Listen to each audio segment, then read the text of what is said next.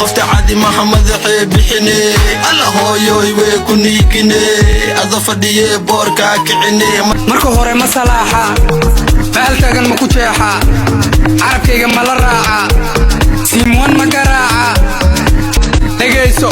waan gishta abid mana ka saarayo inuu macaan yahay marna ma diidayo jaanis uu ku fakadana ma siinayo gaalka munaafiqa ka xun way aakhira isaga ka boosooseeya inna lillahi wa inna ilayhi raaji'uun waa yaaban tahay sax ha adiga ayaan kula hadlayaa waa yaaban tahay laakiin aan kugu soo dhaweeyo muuqaalkan ninkaana u jeedin haddii uu wadada kaaga hor imaalayo waxaad u maleelahayd imaam masaajid ama nin wadaad ah laakiin xaqiiqda sidaas way ka duwan tahay waa munaafiq shaydaan ah oo lacag ku soo qaatay inuu sumcad dilo ama sumcad xumeeyo diinteena sharafta leh ninkan social media wuxuu ku soo galaa macalinka dugsiga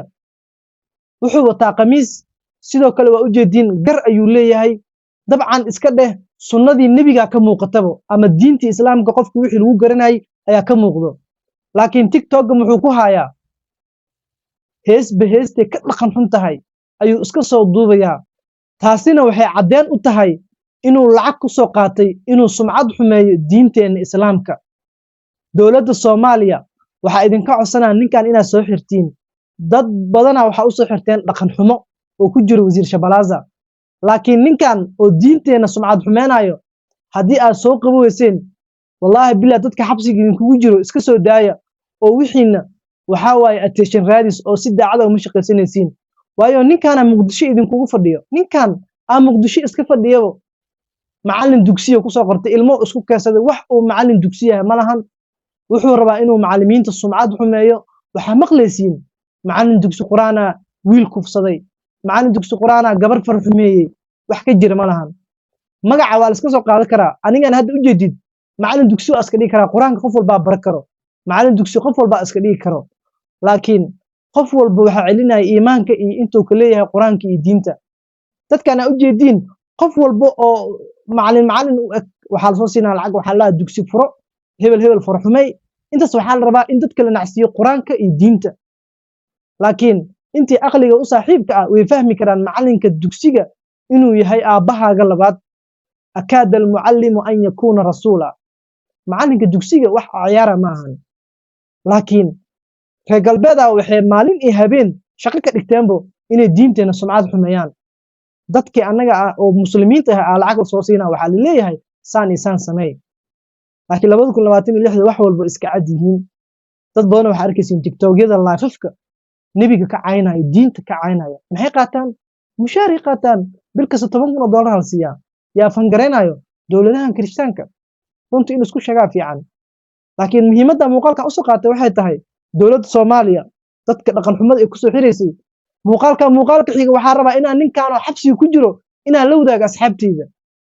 adinkana waxaan igala baahanyaa muuqaalka inaad share gareysaan muuqaalka inaad like saartaan af ku difaac diintaada haddii aadan xoog ku difaaci karin afkaaga ku difaac oo gacantaada ku like garay oo gacantaada ku share garay war waxa ay ku daranaa waxay tahay bal ninkan TikTok-giisa idin kor keenay la fiiriya ilaahay idinku daariyay 100,000 oo qof ka badan aa share dhahdaba xumaatadii ku dhiirigelinayaan inta like u saarta fiiri maxaa ku dhiirigelinay in diintaada la caayo haddii ninkan runta loo sheegi lahaa muuqaaladooda iska jooji lahaa laakiin idinka ayaa ka waasheen kulay ninkan lacag waa la soo siiyay laakiin dadka muuqaalka u share gareynaya oo taageerayo dabcan ayagana lacag ma soo sii karaa isleeda waxaan maanta ka hadlaynaa haddii ilaahay yiraahdo 10 yar oo gaaban aadaabta laga rabo macallimka quraanka ninka dadka inuu quraanka bara rabo oo macallimka ahood inuu dadka quraanka ku tacliimo rabo laabudda waxa weeye inuu sifooyin badan yeesho qof walba inuu dad maan quraan bari dhaha ma aha awalan marka koobaad an yaqsuda bitacliimihi lilqur'aani rida allah waa inuu u qasdo dadka quraanka baridda uu barahayo ilaahay raalli aanshihiisa raadinteeda waa inuu u qasdo aad iyo aad bay arrintaas ayadaa muhiim u tahay danta ku kallifayso inuu meeshaan fadhiyo oo dadka quraanka baro وإن أي تهي إلهي سبحانه وتعالى رالي أهانشيهيسا رادين تيدا هدي ماشي وفديستو si wax yaroo adduunyo uu qaato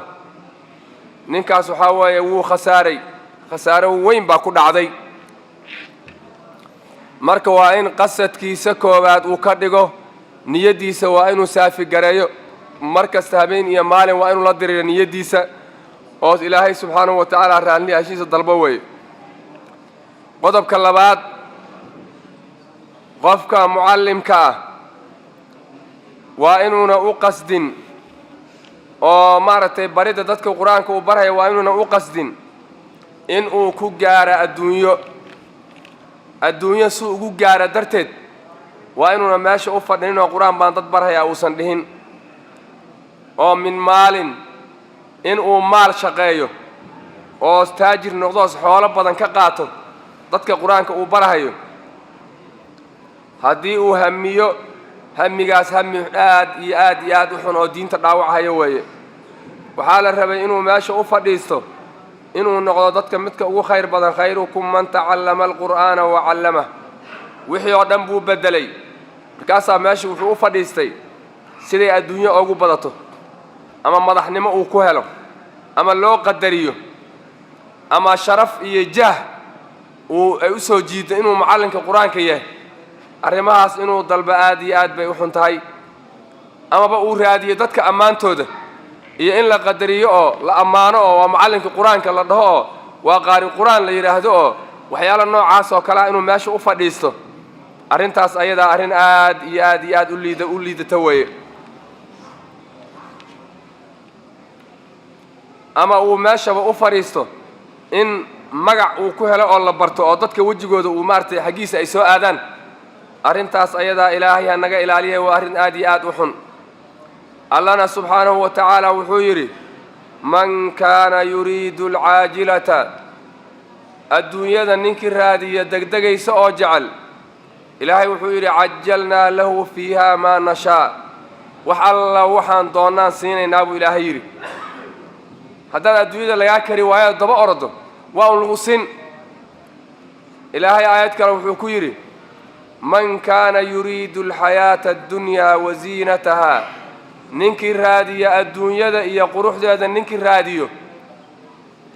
gaar ahaan ninkii macallim qur'aanahoo adduunyo raadinhayo oo adduunyo un xirsigeed iyo maaragtay malafsigeed carabka un soo bixinhayo adduunyo bas ah ka fikirahayo allah wuxuu leeyahay man kaana yuriidu alxayaata addunyaa wa ziinatahaa adduunyada iyo nolosheeda ninkii rabo oo raadinhayo nuwaffi ilayhim acmaalahum fiiha ilaahay wuxuu yidhi adduunyada waan siini waxaad raadinayso daba ordayso adduunyo ma aha hoo waa lagu siin baa la yidhi nuwaffi ilayhim acmaalahum fiiha wahum fiiha laa yubkhasuun markaasaa ilaahay wuxuu yidhi ulaa'ika aladiina laysa lahum fi alaakhirati ila annaar kuwa ayaga waa kuwa aakhare aan ku lahayn ila annaar naar ma ogiyo marka ninka qur-aanka dadka barahayow inaad aakhare naar ku lahaato iska ilaali haddaad adduunyada hamigaada uu noqdo aakhare naar baad ku yeelani adduunyada xun oo doonaysa oo daciifka ah waa lagu siini maxaa yeelay ilaahay adduunyada nin uu jecel yahayna waa siiyaa nin uuna jeclayna ilaahay adduunyada waa siiyaa labadaba wuu siiyaa ilaahay subxaanahu wa tacaala laakiin aakhare ma siiyo ilaa nin uu ilaahay jecel yahay ma ogi adduunyada waxaad arkaysaa nin la dhaqaaleeyey oo maalkii laga badiyey oo awlaaddii laga badiyey oo caafimaadkii laga badiyey oo kaafir ah waad arki sidoo kale mid la dhaqaaleeyey oo maalkii iyo carruurtii iyo caafimaadkii laga badiyey oo muslim ana waad arki marka waxaad ogaatay adduunyada ilaahay wuu siiyaa nin uu jecel yahay iyo nin uu jeclayn labadaba wuu siiyaa amaa aakhare soo maaha ilaahay wuxuu siiyaa nin uu jecel yahay bas ah marka waxaa waaye haddaad adduunyo doonayso macallinka qur-aankow adduunyo waad heli laakiin waxaad ogaataa aakhare wax kuu jira inayna jirin allah subxaanahu wa tacaala aayad kale wuxuu yidhi man kaana yuriidu xarha alaakhirati aakhare ninkii doonahayo nasid lahu fii xarhihi وأن أزيادنا نابو إلهي سبحانه من كان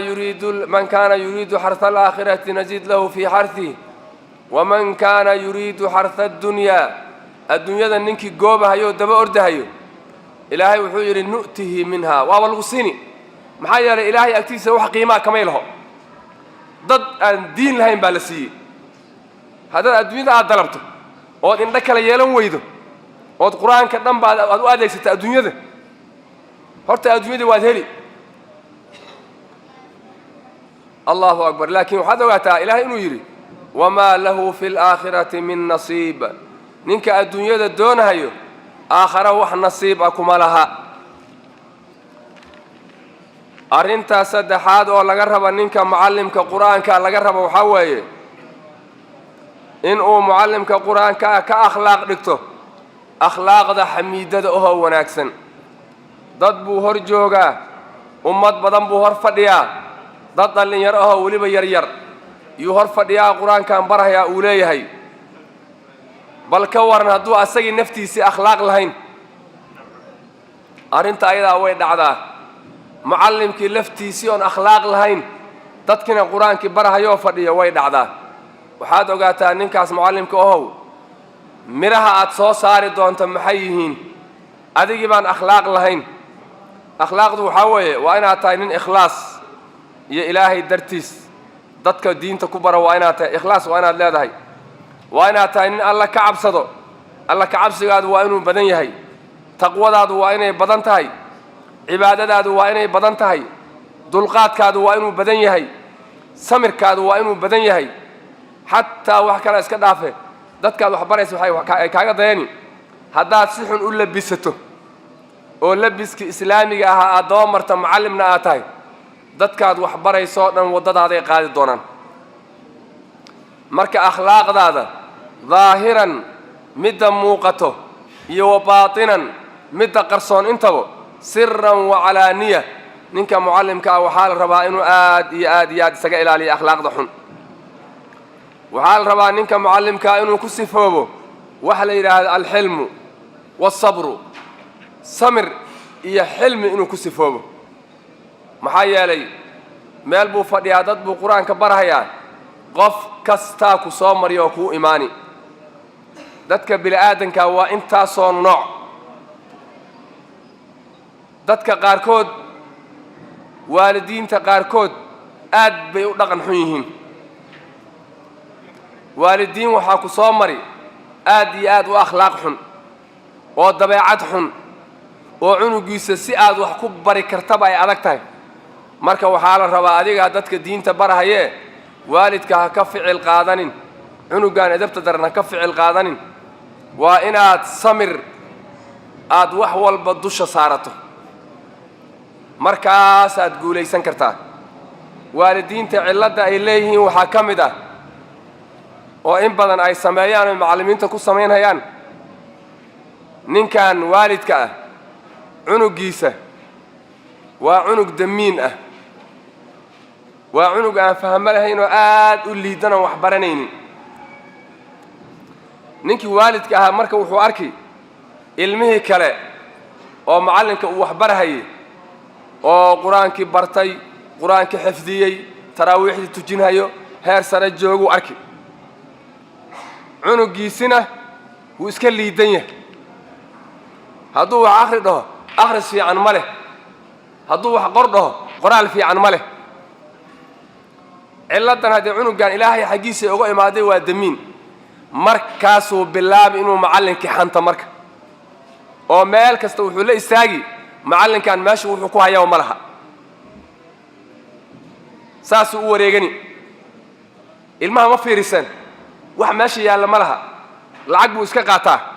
wuxuu yahay ma laha wax macallin hoosiyay ma laha ilmaha ka kala wata bal u fiirso cunugiisi baa maartay cilad ay haysataa markaasaa wuxuu rabaa in uu lugta mariyo dugsigii dhammaa iyo macallinkii dhammaa uu suuro xumeeyo osbaabi'iyuu rabaa macallimiinta qaarkood marka waxaasoo kale way ka ficil qaataan waalidka noocaasoo kale ahaa buu la xisaabtami oo wuxuu la geli dagaal buu la geli maya dagaal ha la gelin waalidiinta noocaasa way badan yihiin akhriskii oo heerka ugu sarreeya ah yaa waxaad arkaysaa nin waalidiinta ka mid a oo sumaysan xaqiiqadii saas weeye waalidiinta qaar baa cirbad sun ah ku duran meel ay ka keeneen lama yaqaan cunugiisi wixii fahmo xumo ilaahay xaggiisa ilmo waxaa jiro haddaad wax kasta samaysa aan wax la bari karin wax badan baan ognahay saan wax u ognahay wax uma sheegayna wax badan baan ognahay ilmo waxaa jiro haddaad wax kasta adeegsato wax ma bari kartid dadkii dhalayna meeshaasay taagan yihiinoo waxaa weeye waxay leeyihiin meesha wax lagu haya ma laha wax ilmo la barahaya ma laha lacag bilaash ah la qaataa marka waxaasoo kale macallimow adiga ha fiirinin waa inaad maaragtay samir iyo dulqaad la imaado waalidka asagaa waa inaad u yeerto waa inaad u naseexayso waa inaad tidhahdaa ilaahay ka cabso amar allah cunuga haysto wixii tabartanada waa dadaalaynaa waa in marka aad tidhaahdo ood arrinta ayada maaragtay adiga aad dulqaad aad ku xalliso waxaa dhacda markaasoo kale asagoon kuu sheegin inuu cunugii iska wadan hayo waalidkii oo macallin kale iyo ummado kale uu iska geysanayo markaasaa waxaa dhacda macallinkii meeshii asna inuu col ka bilaabahayo kii macallinkaah cunugii loo geeyey col buu la noqoni kii waalidkaah cunuga ka watay col buu la noqoni war waxaas looma baahno war colkaan adiga ku galahaya iska dhaaf ninkan waalidka oo khaladka sameeyey aawa samirkaadii qoorta saara waxaasoo dhan laq samir ku laq midkaan macallinkahoo loo geeyey muxuu kuu dhimay waxba kuuma dhimin waalidkii baa u geystay sida adi shalay lagugu keensaday yaa asna maanta loogu geeyey asagana waa nin walaalkaahoo muslim ah aayarkoo hadduu wax u faa'iideyn karo ku bogaadi oo waxaad tidhahdaa maaragtay ani waaba kari waaye walaalow haddaad wax bari karto ilaahay ha kuu sakhiro intaana kula gudboon laakiin inaad macallinkina aad col u qaaddo waalidkii khaladka kugu sameeyeyna aad col u qaaddo sidaas ayada aad diinta kuma soconayso macallimiinta waa inay aad iyo aad isu ilaaliyaan waxaa ka mid ah waxaa ninka macallimkaa laga rabo inuu macallimka dadka uu qur-aanka barahayo inuu u dhimriyo macallimiintii dadka qur-aanka baraysay dhibaato weyn baa ka jirto ilmihii way ka kala cararhayaan adayg iyo dhibaato iyo ul iyo karbaash iyo dhaqan adayg badan yaa macallimiintii ka soo hartay oo xaqiiqo ah ilaa man raxima rabbii laga yaabo qof ilaahay uu u naxariistay waa iska badan yahay laakiin sida loo badan yahay ilmihii adabdarradoodii iyo carruurnimadoodii iyo wixiiba macallimiintu waa u samri la'yihiin markaasaa in badan waxaad arkaysaa mucallimkii cunuga ardayga ahaa oo iskuulkina jecel markii cunuga iskuulka uu labisanayo wuu farxi wuu qosli wuu labisani wejiguu maaragtay biyo marsani subag buu marsani wuu isi saliidayni qalinkii baagi si fiican buu u qaadani isagoo nadiif ah ilkii buu cadayni yuu iskuulka aadi muraalkiisa waa 100% ilmaha qaarkood waalidiinta xataa way sheegeen markii dugsiga ay aadahayaan yaa cunuga wuxuu isku gedini cadar murug iyo fikir iyo cadar iyo mashquul iyo yaa cunugi gab ku dhihi markuu dugsiga aadahay maxaa yeelay qur-aanka ilaahay oo la jeclaa cunugii muxuu cadar ay u gadoomaysaa iskuulkii macnaha darnaa muxuu ugu ordahayaa waa sabab ka socoto sababtaas iskuulka loo jeclaanayo macallinka iskuulkay ka socotaa macallinka iskuulkii in badan ilmaha aad uma qaraacaan waa laga ul badan yahay ilmaha way ciyaarsiiniyo way la sheekaysaniyo way habayniyo marka qaarkood soo ciyaaray dhihiyo usha sida qaarkood oo dugsiga loogu qaraaci maayo oo waxyaalo badan cunuga marka waxaasuu arkaa marka os jecel yahay laakiin macallinkii marka hore cunuga u imaan hayabo isagoo xanaaqsan oo labada indhood ay guduud yihiin oo ul intaas la eg haysto oo gambar ku fadhiyo yuu cunugu u imaani asagoonba bismillaahi dhihin baa laga yaabaa inuu qadaadka iyo saynta dhexdooda marka usha hal mar saaro raac uu ku siiyo cunugaas suu berri ku imaani qaarkood waxyaalaha khaladka oo ay macallimiinta sameeyaan waxaa ka mid ah cunug baa waxalayni arrinta ayadaa macallimiinta way sameeyaan cunugaan ilmihii oo fadhiyo dhexdooda cunug aan waxba akhrinayn buu arki bal dulmiga macallimiinta qaarkood ay sameeyaan baan ii sheegi markaasuu istaagi ushibaa wuxuu ka soo bilaabi geeskaasuu ka soo bilaabi shaw shaw shaw shaw shaw shaw markaasaa wuxuu ku dhammayni geeska kale war midkii aad makoosada galay waaba la gartaye dadkan aad laysay maxay hadlayeen ii sheeg bar ilmihii markii dib loo fiiriyo cunug kasta oo dhabarku xoganaya saasuu leeyahy cunugii waxba ma hadlaynin makoosa ma laha marka cunugaas berri inay cadar ku gadoonto oo dugsiga uu naco oo duurka uu galo yaa u sabab ah macallimka qur-aanka u sabab ah war macallimiinta qur-aankow war sidaas ayadaa ha yeelina war akhlaaqdiinna hagaajiya war ilmaha u dhoolla caddeeya war ilmaha soo dhoweeya war ilmaha u naxariista qaarkood waxyaalaha ay sameeyaan ilma xataa jiran yaa waxay yeelaan macallimiinta qaarkood inay fasaxa u diidaan cunugii indhuhu biyo ka daadinhayaa qandhaasaan ka siinayso macallimiinta qaarkood waxay leeyihiin iska fadhiiso war adigaba adoo qandhan ma fadhin kartid ma fasaxdid ma yeelaan qaarkood waxay sameeyaan cunugii inuu u baahan yahay musqusha u baahan yahay oo la leeyahay markuu farta daago fadhiiso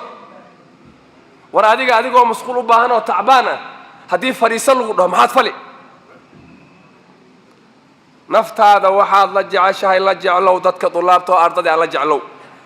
inaad waxaa la rabaa cunugan ardayga ohow kula joogo ninka mucallimka ohow waxaa la rabaa inaad ka soo qaado cunugaadii midda muhiimka oon maanta sheegay waa middaan ha la iga qoro nin walba cunugiisa wuu u naxariis badan yahay adiga cunugaada in musqusha loo diido kaadida lagu reeba ma rabtid cunugaa nin walaalkaa aha dhale waa kaadoo kale kaadida ha ku reebin cunugaada in bilaash loo uleeyo ma rabtid cunugaana nin walaalkaa ahoo muslim aha dhale saad kaada u jeceshahay wuu u jecel yahay ha ulaynin cunugaada in la dharbaaxo oo farihi 5 farood ay ku yaallaan ilmaha qaarkood dharbaaxadii lagu dhufto yaa waxaad arkaysaa 5 farood baa cunuga dhabankiisa saaran adiga cunugaada in saas loo dharbaaxa ma rabtid midkaan agtaada fadhiyana walaalkaa oo muslim ahaa dhalay walaashaa oo muslimad ahaa dhashay ma rabaan in la dharbaaxee asagana ha dharbaaxin cunugan in si fiican wax loo baro cunugaada waxaad jeceshahay hadduu dugsi joogiyo hadduu iskuul joogaba si fiican oo daacadnimo in loo tacliimo cunugan ku hor fadhiyana nin walaalkaa oo muslim ah gabar walaashaa oo muslimad aha dhale si fiican oo daacad ah oo ilaahay kugu og yahay inaad u tacliintaa la rabaa marka wax alla waxaad cunugaada la jeceshahay la jeclow cunugaada waxaad rabtaa ninkaad u geysay inuu u farxo inuu wejiga u furo inuu soo dhoweeyo inuu dhaqaaleeyo inuu xurmeeyo inuu tacliintiisa hagaajiyaad rabtaa adigana cunugaan ku hor fadhiyo aabbihii waa sidaadoo kale wuu jecel yahay si fiican u dhaqaalee si fiican u xurmee si fiican ugu dadaal tacliintiisa si fiican u dhis laakiin haddaad waxaa weeye kaadana ku dadaasho ood kaada jeclaysato in maaragtay heer sare uu gaaro midkaana waxaa weeye aad dharbaaxa iyo ul aad isugu darto ooda dan ka lahayn dee waxaa weeye waxaad ku sifaysantaha nabiga sala allahu calayhi wasalam wuxuu yidhi laa yu'minu axadukum axadkiin ilaahay ma rumaynin xataa yuxibba liakhiihi maa yuxibbu linafsihi ilaa waxa naftiisa uu la jecel yahay nafta walaalkii uu kala jeclaado axadkiin ilaahay ma rumaynin buu yidhi marka naftaada waxaad la jeceshahay waxaad ilmahaada la jeceshahay la jeclow walaalahana muslimiinta hortaada fadhiyo akhlaaqda marka laga rabo ninka mucallimka ah waxaa weeye ammaanada inuu guto waxaad ogaataa ninka mucallimka ahow ammaanaa qoortaada saaran ilaahayna yowmalqiyaamo wuu ku weydiini war meesha way ka weyntaa inaad wax yaroo lacaga ilmaha ka aruursato waxa qiimo oo ilaahday ma laha ammaanadan ku saaran baa ka weyn wuxuu yidhi ilaahay subxaanahu wa tacaala innaa caradna alamaanata ilaahay wuxuu yidhi ammaanadii waxaan u bandhigay cala asamaawaati iyo waalardi ilaahay wuxuu yidhi ammaanada waxaan u bandhigay samaawaadka intaan la eg iyo dhulka intaan la eg yaa la yidhi ammaano qaada allahu akbar markaasaa ilaahay wuxuu yidhi faabayna an yaxmilnahaa wa ashfaqna minhaa ammaanadii samadii iyo dhulkii way ka cabsadeen dhulkii wuu cabsaday wuxuu yidhi ammaano ma qaadi karo cirkii wuu cabsaday wuxuu yidhi ammaano ma qaadi karo kaasaa ilaahay wuxuu yidhi waxamalaha alinsaanu insaan baa ammaanadii ayada ahayd dusha saartay maxaa yeelay innahu kaana daluuman jahuula bini aadamku waa mid daalim ah oo jaahil ah ammaanada cirka iyo dhulka ay diideen maxaa u geeyey wuu qaaday bini aadam baa qaaday marka mucallimo waxaad ogaataa ammaanada intaas la eg yaa dushaada saaran ilaahayna agtiisana berri waa lagugu weydiini waxaa la rabaa ninka mucallimka ah in uu leeyahay istiqaama in uu toosan yahay asaga diinta ku toosan yahay adiga oo diinta ku toosnayn weligaa ha dhihin dad baan toosini waxaa ugu horrayso waa inuu yahay nin faraa'isha alla gudanhayo nin masaajidka 5 waqti ku xihan oo safka hore ku xihan oo dadaalka markii la aadaamayo masaajidda taagan